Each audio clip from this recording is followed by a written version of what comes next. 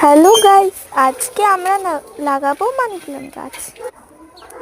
এই জারে লাগাবো আমরা।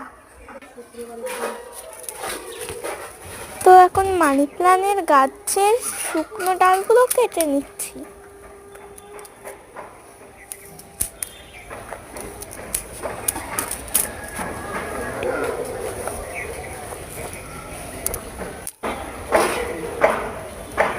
তো এবার আমি শুকনো ডাল আর পাতাটা কেটে নিচ্ছি।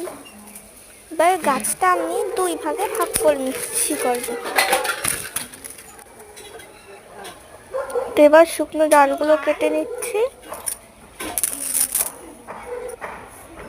তো এই জারে লাগানো হয়ে গেল, আর একটা ডাল বাকি।